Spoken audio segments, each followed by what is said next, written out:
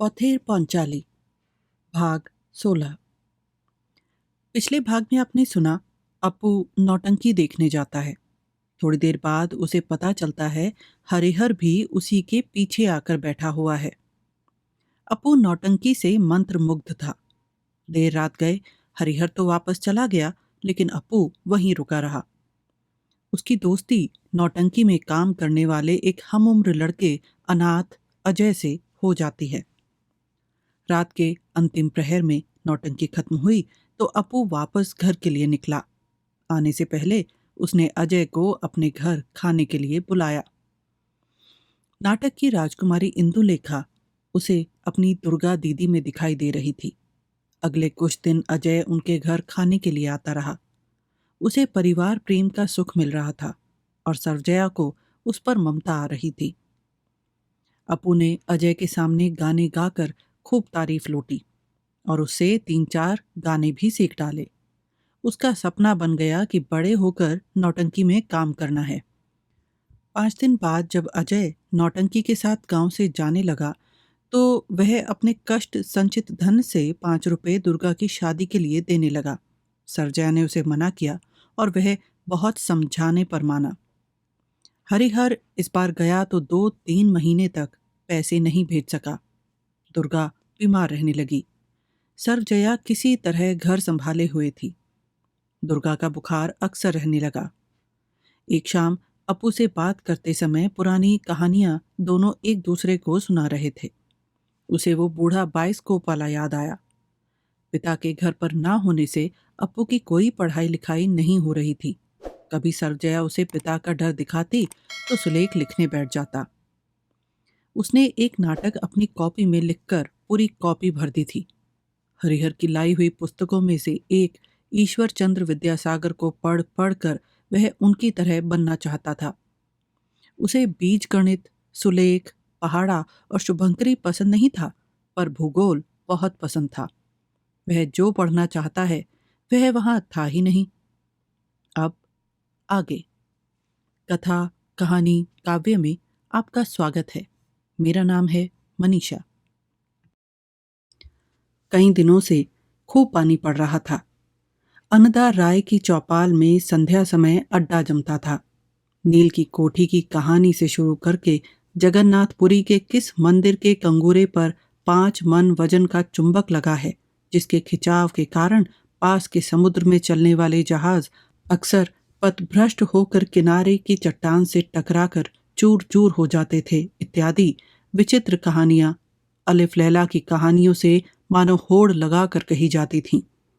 सुनने वालों में कोई उठना नहीं चाहता था। भला ऐसी अद्भुत कहानियों को छोड़कर कौन घर जाए। उस दिन भूगोल से बहते बहते कहानियों की धारा जल्दी ही ज्योतिष में पहुंच गई। दीनू चौधरी ने कहा, भृगु संहिता की तरह नायाब पुस्तक कहीं नहीं है। बस जन्म की राशि भर बता दो, पिता का नाम, किस कुल में तुम्हारा जन्म है, तुम्हारा भूत भविष्य सब बता दिया जाएगा। मिलाकर देखो तो ग्रह और राशि चक्र सब उसमें दिया हुआ है। यहां तक कि तुम पिछले जन्म में क्या थे यह भी जान लो। सब लोग बड़े चाव से सुन रहे थे। इतने में राममय ने एकाएक बाहर की तरफ देखते हुए कहा, नहीं, अब चला जाए, वरना इसके बाद तो जाना भी असंभव हो जाएगा। देख नहीं रहे हो, देव कुपित हैं। कहीं कोई आंधी वांधी ना आए तो गनीमत है, लक्षण बड़े खराब हैं। चलो भाई चलो। पानी बराबर पड़ रहा था। कभी कुछ मध्यम पड़ जाता था तो फिर तेज हो जाता था। पानी की उल्टी सीधी धारों के मारे चारों तरफ धुआं ही धुआं मालूम हो रहा था। हरिहर ने सिर्फ 5 रुपए भेजे थे। न उसके बाद कोई चिट्ठी आई और न रुपए ही। उसके बाद भी बहुत दिन निकल गए। रोज सवेरे उठकर सर्वजया सोचती थी कि आज जरूर पैसे आएंगे।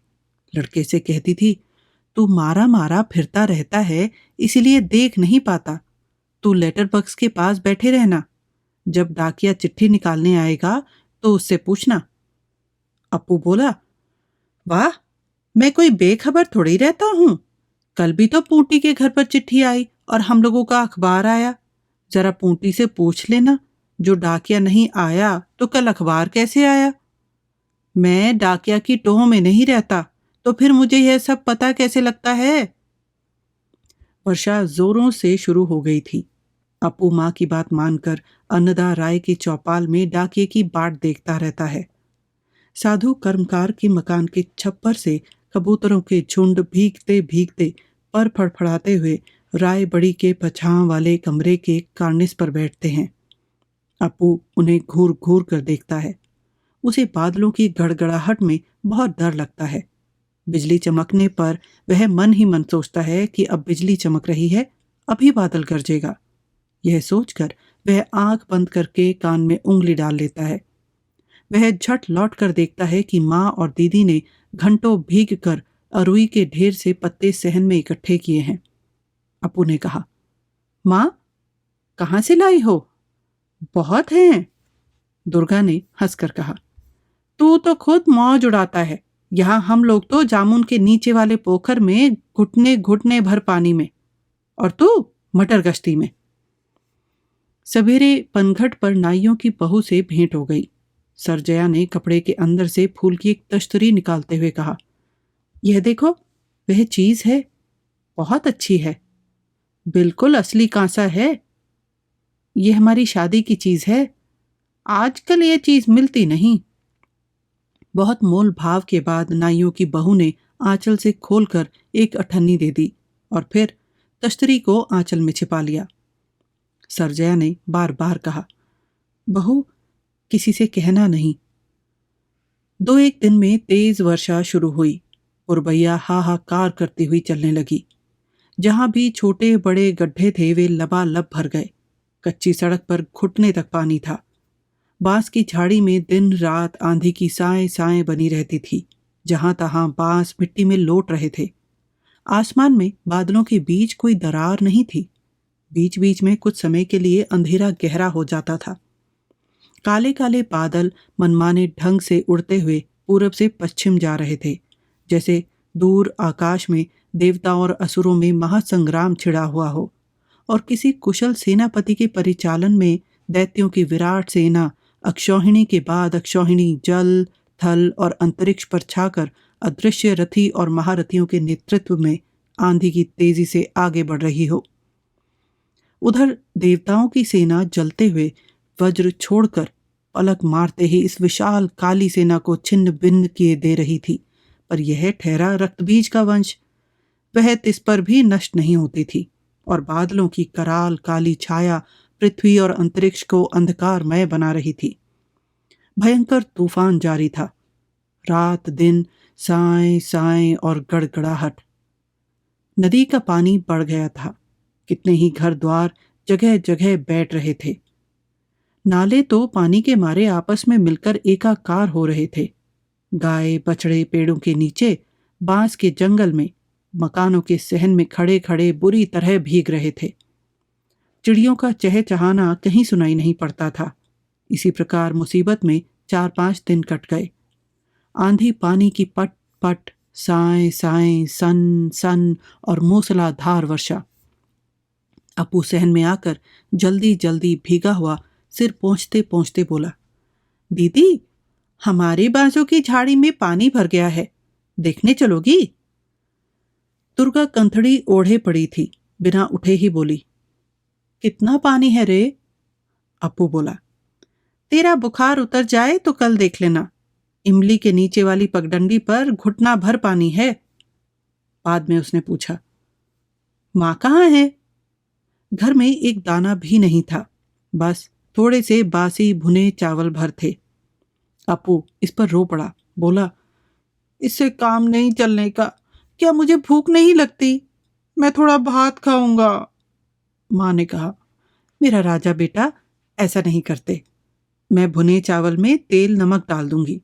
इस वक्त मैं पका कैसे सकती हूँ? देख नहीं रहे हो कि किस तरह सारी चीजें गीली हो रही हैं। चूल्हे में भी पानी भरा पड़ा है। बाद में सरजया ने कपड़े के अंदर से कुछ निकालकर हंसते हुए कहा, यह देख, एक कोई मछली है। बांस की झाड़ी के नीचे कानों के बल चल रही थी। बाढ़ के पानी से नदी से आ गई है। बरोस पोता का गड्ढा और नदी दोनों मिलकर एक हो गए हैं ना, इसलिए यह मछली भटक कर आ गई।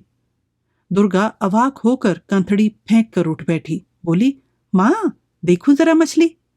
अच्छा माँ, ये मछली कान पर रेंग कर चलती है और है या एक ही? अपू सारी बात सुनकर मछली ढूंढने के लिए पानी में ही दौड़ पड़ने वाला था। बड़ी मुसीबत से माँ उसे रोक पाई। दुर्गा बोली, बुखार जरा उतर जाए तो अपू चल, कल सवेरे तू और मैं बांस की झाड़ी से मछली ढूंढ लाएंगे। बाद में वह अवाक होकर सोचने लगी, बांस की झाड़ी में मछली कैसे आई? वाह, माँ ने अच्छी तरह थोड़ी ही ढूंढा होगा, जरूर वहां और भी मछलियां होंगी। मैं यह देखने से रह गई कि कोई मछली कान पर रेंग कर कैसे चलती है। कल सवेरे देखूंगी, सवेरे बुखार जरूर ही उतर जाएगा। चारों तरफ के जंगल और बागों को अपने आंचल से ढककर संध्या उतरी। बादल और त्रयोदशी के अंधेरे में सारी सृष्टि डूबी हुई थी। दुर्गा जिस बिस्तरे पर लेटी थी उसी पर एक तरफ अप्पू और माँ भी बैठे थे। सरजया सोच रही थी कि आज कहीं नीरेन बेटा का पत्र आ जाता तो बहुत अच्छा रहता, पर पता नहीं ऐसा हो भी सकता है या नहीं। नीरेन तो पसंद ही कर गया है, अब पता नहीं तकदीर में क्या है। नहीं, ऐसी बात हमारी तकदीर में कहाँ लिखी होगी।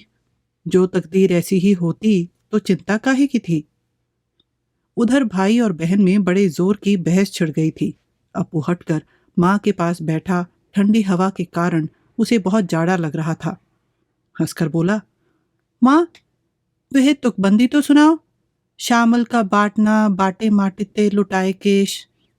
दुर्गा बोली, तत्क्षण माँ अमर छेड़े गिए छेन देश।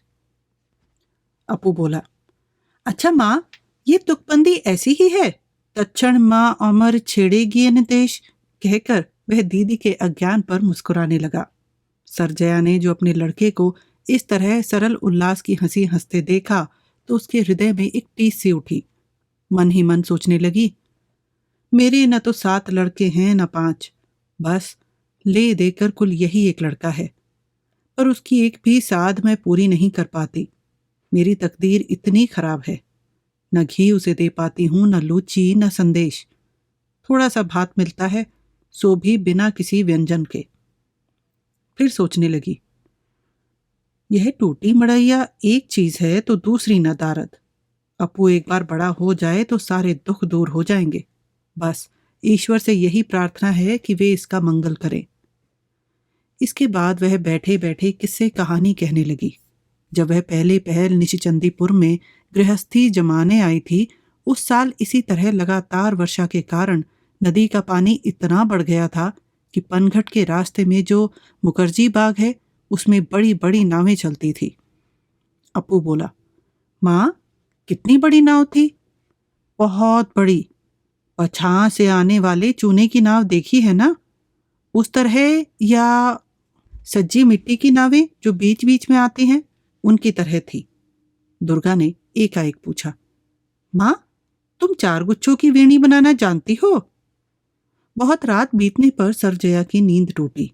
अपू पुकार रहा था, माँ, ओ माँ, मुझ पर पानी टपका पड़ रहा है। सरजया ने उठकर जल्दी से बत्ती जलाई। बाहर पानी पड़ने की भयंकर आवाज हो रही थी। फूटी छत के कमरे में हर जगह पानी टपक रहा था। उसने बिस्तरा हटाकर बिछा दिया।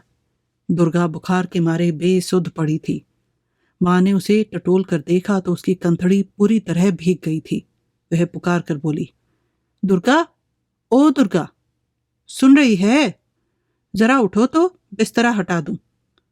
ओ दुर्गा, दुर्गा जल्दी कर, एकदम भीग गया। लड़का और लड़की दोनों सो रहे थे, फिर भी सरजया को नींद नहीं आ रही थी। अंधेरी रात और तिस पर इतनी भयंकर वर्षा। उसका मन शंकित हो रहा था। ऐसा मालूम हो रहा था जैसे जैसे कोई बात होने ही वाली है। भीतर ही भीतर बड़ी अद्भुत भावना हो रही थी। सोच रही थी कि आखिर उस आदमी का हुआ क्या। रुपए ना आए ना सही, पर चिट्ठी तो आए। ऐसा तो कभी नहीं हुआ था। उनकी तबीयत तो ठीक है ना? माता सिद्धेश्वरी 5:15 आने का भोग लगाऊंगी, अच्छी खबर मंगा दो।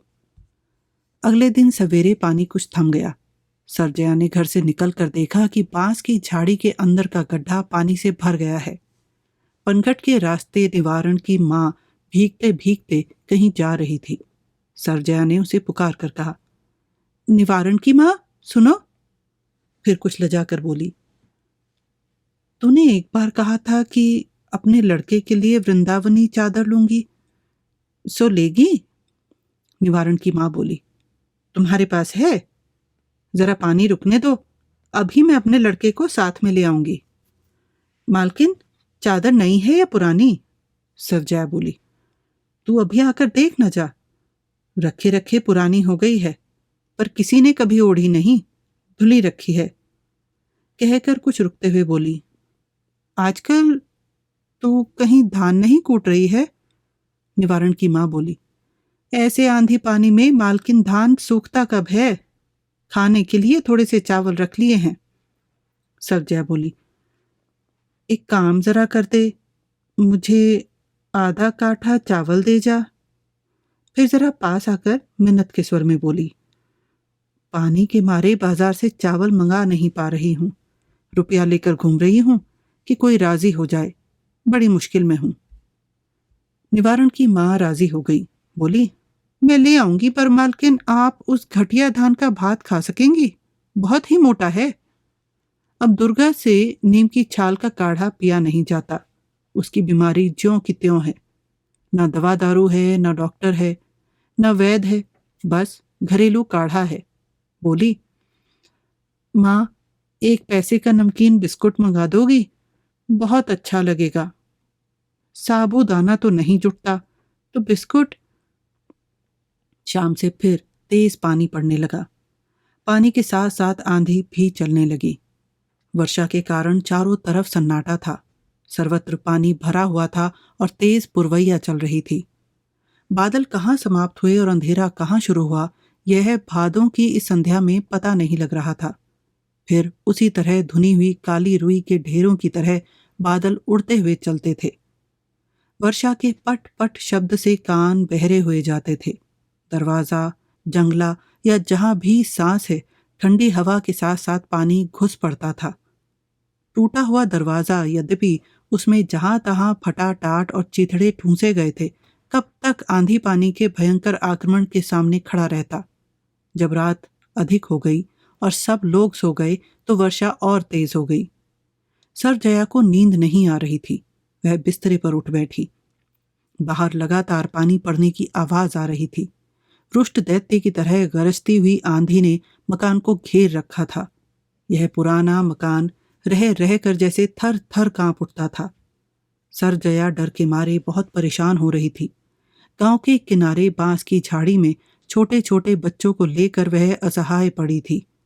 वह मन ही मन बोली, ठाकुर जी, मैं मरूं तो इससे कुछ आता जाता नहीं, पर इनका क्या करूं? इतनी रात को कहाँ जाऊं? वह बैठकर सोचने लगी कि अच्छा, यदि यह मकान गिरा तो शायद दालान वाली दीवार ही सबसे पहले गिरे। जो ही उसके गिरने की आवाज होगी, त्यों ही उधर के दरवाजे से इन्हें खींच कर ले जाऊंगी। अब उससे बैठा भी नहीं जाता था। कई दिनों से वह जिमीकंद और अरबी की पत्तियां उबाल कर खा रही थी। स्वयं उपवास पर उपवास रख रही थी और जो कुछ खाना था उसे बच्चों को खिला रही थी। चिंता तथा अनाहार के कारण शरीर दुर्बल हो रहा था। सिर में जाने कैसा दर्द हो रहा था। साएं साएं आंधी चल रही थी। बहुत रात होने पर और जोर से आंधी चलने लगी। बाहर कुछ झटका सा मालूम हुआ। अब क्या करे? आंधी के एक झकोरे से डरकर वह आंधी का रुख जानने के लिए दरवाजा जरा सा खोलकर संभल कर खड़ी हो गई। उसने मुंह बढ़ाकर देखा तो बौछार से बाल और कपड़े भीग गए। हवा की इकरस साएं साएं चल रही थी, पर पानी की पट पट के मारे उसकी आवाज दब गई थी। बाहर कुछ दिखाई नहीं पड़ रहा था। अंधेरा, बादल, आसमान, पेड़ पालो सब एकाकार हो रहे थे। आंधी पानी के कारण कुछ सुझाई नहीं पड़ रहा था। इस हिंस्र अंधकार और निष्ठुर आंधी भरी रात को आत्मा जैसे प्रलय देवता के दूत के रूप में भीम भैरव गति से सृष्टि को ग्रसने के लिए दौड़ी आ रही थी। अंधेरा, रात, पेड़ पालो, आकाश, धरती उसकी गति में बाधक हो रही थी। इसीलिए आवाज आ रही थी,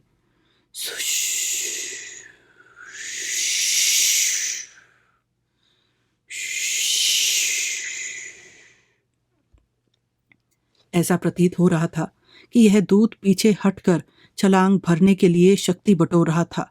फिर सू कहकर धरती के ऊपर और नीचे जितने वायु स्तर हैं उन्हें मथित आलोड़ित करते हुए भयंकर तूफान की सृष्टि कर आसुरिकता के साथ सर्वजया के पुराने मकान पर धक्का देते हुए कह रहा था, मकान थरथरा उठता था और मालूम होता था कि अब गया तब गया। इसमें कहीं अधैर्य, विशृंखलता, भ्रम या भ्रांति नहीं है, मानो यह दृढ़ अभ्यस्त पद्धतिबद्ध कर्तव्य पालन हो। जिस महान शक्तिमान ध्वंस दूत ने विश्व को निर्दिष्ट समय के अंदर चूर चूर करके उड़ा देने का भार अपने ऊपर ले रखा है, जिसने युगों तक ऐसी कितनी ही हंसमुख सृष्टियों को विध्वस्त करके अनंत आकाश के अंधकार में नक्षत्रों की तरह बिखेर दिया है, यह उसका अभ्यस्त कार्य नहीं तो और क्या था? इसमें वह भला धैर्य क्यों खो दे और पागल ही क्यों बने? यह तो उसका चिर अभ्यस्त कार्य था। आतंक के मारे सर्वजया ने दरवाजा बंद कर दिया। जो इस समय कुछ भीतर आ जाए तो क्या मनुष्य भी अन्य प्राणियों की तरह एक जानवर मात्र है? चारों तरफ बांस की घनी झाड़ियां और जंगल था। दूर तक बस्ती नहीं थी। बाप रे बाप, पानी की बौछार से कमरा भर रहा था। उसने हाथ लगाकर देखा कि अप्पू पूरी तरह भीग गया है। अब वह क्या करे? कितनी रात और बाकी है? उसने बिस्तरा टटोल कर दिया, सलाई निकाली और फिर मिट्टी के तेल की कुप्पी जला ली। बोली, अरे अप्पू, उठ तो। अप्पू, तू सुन रहा है? जरा उठ। फिर दुर्गा से बोली, दुर्गा करवट तो बदल ले, बहुत पानी पड़ रहा है, जरा हटकर लेट। इधर। अप्पू उठ बैठा और उन्नीदी आंखों से इधर उधर देखकर फिर सो गया। एकाएक किसी भारी चीज के गिरने का धमाका हुआ। सर्वजया ने जल्दी से दरवाजा खोलकर बाहर झांका। देखा कि बांस की झाड़ी की तरफ वाला हिस्सा कुछ दिखाई पड़ रहा था। अच्छा, तो रसोई घर की दीवार गिर पड़ी। वह एक बार कांप उठी। अब पुराने मकान की बारी है। अब वह किससे मदद मांगे? मन ही मन बोली, ठाकुर जी, किसी तरह आज की रात पार कर दो। ठाकुर जी, इनका मुंह ताको। अभी अच्छी तरह सुबह नहीं हुई थी। आंधी थम गई थी, पर पानी थोड़ा थोड़ा पड़ रहा था। मोहल्ले के नीलमणि मुखर्जी की स्त्री यह देखने आई थी कि गौशाला में क्या हाल है। इतने में पीछे के दरवाजे के बार बार भड़भड़ाए जाने पर उसने दरवाजा खोला और सामने ही सर्वजया को देखकर आश्चर्य के साथ बोल उठी, नहीं बहू, तुम? सर्वजया ने घबराहट में कहा, छोटी दीदी, एक बार जेठ जी को बुला लो तो सही। जल्दी से उन्हें हमारे घर चलने को कहो। दुर्गा की हालत जाने कैसे हो रही है। नीलमणि मुखर्जी की स्त्री आश्चर्य से बोली, दुर्गा? दुर्गा को क्या हुआ? सर्वजया बोली, कई दिनों से बुखार चल रहा है। कभी आता था, कभी उतर जाता था। कल संध्या से बुखार बहुत तेज है। फिर कल रात को तो जानते ही हो क्या हालत रही। जल्दी से जेठ जी को एक बार। बिखरे हुए बाल और रत जगी के कारण लाल लाल आंखों में खोई खोई सी दृष्टि देखकर नीलमणि मुखर्जी की स्त्री ने कहा, बहू, डर काहे का? खड़ी रहो, अभी उन्हें बुलाई देती हूँ। चलो, मैं भी चलती हूँ। कल रात को गौशाला का छप्पर भी उड़ गया। कल रात की तरह कांड तो मैंने कभी नहीं देखा। वे रात के अंतिम पहर में गाय बैल संभाल कर सोए हैं ना। मैं अभी चलकर पुकारती हूँ। थोड़ी देर बाद नीलमणि मुखर्जी, उनका बड़ा लड़का फणींद्र, पत्नी और 2 लड़कियां सब अप्पू के घर पहुंचे। रात अंधेरे में वह दैत्य मानो सारे गांव को पैरों तले रौंदकर, पीसकर, मतकर आकाश मार्ग से गायब हो गया था। जिधर देखो उधर पेड़ों की टूटी डालें, पत्ते, छप्पर का फूस, बांस की हरी पत्तियां और बांस के टुकड़े जमा होकर रास्ता बंद कर रहे थे। कहीं कहीं बांसों के झुकने के कारण रास्ता बंद हो गया था। फणींद्र बोला, पिताजी, आपने देखा कितना भयंकर कांड हुआ है। नवाबगंज की पक्की सड़क से विलायती चटका पेड़ के पत्ते उड़ आए हैं। नीलमणि मुखर्जी के छोटे लड़के ने बांस की पत्तियों में से एक मरी हुई गौरैया बाहर निकाल ली। दुर्गा के बिस्तरे के बगल में अप्पू बैठा था। नीलमणि मुखर्जी ने कमरे में प्रवेश करते हुए कहा, बेटा अप्पू, मामला क्या है? अप्पू के चेहरे पर घबराहट के चिन्ह थे। बोला, ताऊ जी, दीदी पता नहीं क्या बक रही थी। नीलमणि मुखर्जी बिस्तरे की बगल में बैठकर बोले, जरा हाथ देख लूं? अच्छा, बुखार कुछ तेज है, पर कोई डर नहीं है। फणी, तू चट से नवाबगंज के शरद डॉक्टर के यहाँ चला जा और उन्हें साथ लेता आ। बाद को उन्होंने पुकारा, दुर्गा, ओ दुर्गा। पर दुर्गा बिल्कुल बेसुध थी। उसने कोई जवाब नहीं दिया। नीलमणि बोले, अरे, घर द्वार का तो बुरा हाल हो रहा है। कल रात को पानी पड़ने के कारण तमाम पानी भर गया है। तो बहू को इसमें शर्माने की बात क्या है? वहां आकर रह जाती तो क्या होता, और इस हरिया की भी तो उम्र बीत गई, पर अक्ल नहीं आई। जब यह हालत है, घर द्वार ऐसा है, तो उसे ठीक ठाक बिना किए पता नहीं कहाँ गया, यह भी नहीं मालूम। उसकी तो सारी जिंदगी इसी तरह बीत गई। उनकी पत्नी बोली, घर क्या मरम्मत कराए? घर में खाने तक को तो है नहीं, नहीं तो इस तरह छोड़ छाड़ कर कोई परदेश जाता है। हाय, यह बीमार लड़की कल रात भर भीगी है, जरा पानी तो गर्म करो। फणी, वह जंगला तो खोल दे। दिन काफी चढ़ने पर नवाबगंज से शरद डॉक्टर आए और दवा दारू की व्यवस्था हुई। कह गए, चिंता की विशेष बात नहीं है, बुखार जरूर ज्यादा है, माथे पर बराबर पानी की पट्टी रखी जाए। हरिहर का कोई पता ठिकाना नहीं था, फिर भी अंतिम पते पर एक पत्र छोड़ दिया गया। अगले दिन आंधी पानी थम गया और बादल छंटने लगे। नीलमणि मुखर्जी दोनों जून आकर देखभाल करने लगे। आंधी पानी थमने के कारण अगले दिन से ही दुर्गा का बुखार फिर तेज हो गया। शरद डॉक्टर की भौहें चढ़ गई। हरिहर को एक पत्र और लिखा गया। अप्पू अपनी दीदी के सिरहाने बैठकर भीगी पट्टियां रख रहा था। उसने दीदी को 2-1 बार पुकारा, दीदी, सुन रही हो? कैसी हो? ओ दीदी। दुर्गा अजीब सुध-बुध-हीन खोई खोई सी थी। होंठ हिल रहे थे।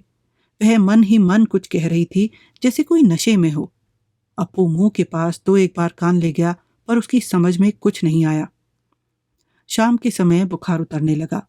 दुर्गा इतनी देर बाद आंख खोलकर फिर ताक सकी। बहुत ही कमजोर हो गई थी, बहुत ही महीन आवाज में बोल रही थी। अच्छी तरह सुने बिना यह समझ नहीं आता था कि क्या बोल रही है। माँ घर के कामकाज करने उठ गई। अप्पू दीदी के पास बैठा रहा। दुर्गा ने आंख खोलकर उससे कहा, क्या समय है रे? अप्पू बोला, अभी भी दिन बहुत बाकी है। दीदी, तुमने देखा, आज धूप निकली। अब भी हमारे नारियल के पेड़ की फुनगी पर धूप है। बड़ी देर तक दोनों कुछ नहीं बोले। बहुत दिनों के बाद धूप निकली थी, इसीलिए अप्पू बहुत खुश था। वह जंगले के बाहर धूप से उज्जवल पेड़ की फुनगियों को देखता रहा। थोड़ी देर बाद दुर्गा बोली, सुन अप्पू, एक बात सुन। क्या है दीदी? कहकर वह दीदी के मुंह के पास मुंह ले गया। मुझे तू एक दिन रेलगाड़ी दिखाएगा? जरूर, तू अच्छी हो जाए तो पिताजी से कहकर हम सब लोग रेलगाड़ी पर चढ़कर गंगा स्नान करने जाएंगे। एक दिन और एक रात कट गई। अब मौसम ऐसा हो गया कि मालूम होता था कभी आंधी पानी आया ही नहीं। चारों तरफ शरद की धूप खिल रही थी। सवेरे लगभग 10 बजे के समय नीलमणि मुखर्जी बहुत दिनों के बाद नदी में नहाने की सोचकर बैठे बैठे तेल मल रहे थे। इतने में उनकी स्त्री की घबराहट भरी बात उनके कानों में आई, अजी, जल्दी से इधर तो आओ, अप्पू के घर से रोने की आवाज आ रही है। मामला क्या है देखने के लिए सब लोग दौड़ पड़े। सरजया लड़की के चेहरे पर झुककर कह रही थी, दुर्गा, जरा ताक तो बेटी, जरा अच्छी तरह ताक तो, ओ दुर्गा। नीलमणि मुखर्जी ने घर में प्रवेश करते हुए कहा, क्या है, जरा सब लोग हटो तो। अरे, हवा क्यों बंद करते हो? हवा आने दो। जेठ लगने वाली प्रवीण पड़ोसी की कमरे में मौजूदगी सरजया भुलाकर चिल्ला उठी, अजी, यह क्या है? लड़की ऐसा क्यों कर रही है? दुर्गा इसके बाद नहीं ताकी। आकाश के नील आवरण को भेद कर बीच बीच में अनंत की पुकार आती है। धरती की छाती से लड़के बच्चे चंचल होकर दौड़ पड़ते हैं और अनंत नीलिमा में डूब जाते हैं। वे जिस मार्ग में जाते हैं वह परिचित और गतानुगतिक मार्ग से बहुत दूर उस पार होता है। दुर्गा के अशांत चंचल प्राण के लिए जीवन की वह सबसे बड़ी प्रज्ञात की पुकार आई थी। फिर शरद डॉक्टर को बुलाया गया। बोला, यह मलेरिया का अंतिम स्टेज था। तेज बुखार के बाद ज्यों ही बुखार उतरा, बस हार्ट फेल हो गया। ठीक ऐसा ही केस उस दिन दशहरे में हुआ। आधे घंटे के अंदर मोहल्ले के लोगों से आंगन भर गया। हमारे साथ बने रहने के लिए धन्यवाद। आपको अभी तक ये कहानी कैसी लगी, हमें नीचे कमेंट बॉक्स में बताएं। आपके कमेंट्स और लाइक हमें प्रोत्साहित करते हैं और इससे चैनल की भी मदद होती है। अपने दोस्तों और परिवार के साथ कहानियाँ शेयर कीजिए और अगर आपने अभी तक सब्सक्राइब नहीं किया है तो सब्सक्राइब करें और साथ में बेल आइकन दबाना ना भूलें। इससे हमारे अपडेट्स आपको सबसे पहले मिलेंगे। जल्दी ही मिलते हैं कहानी के अगले भाग के साथ।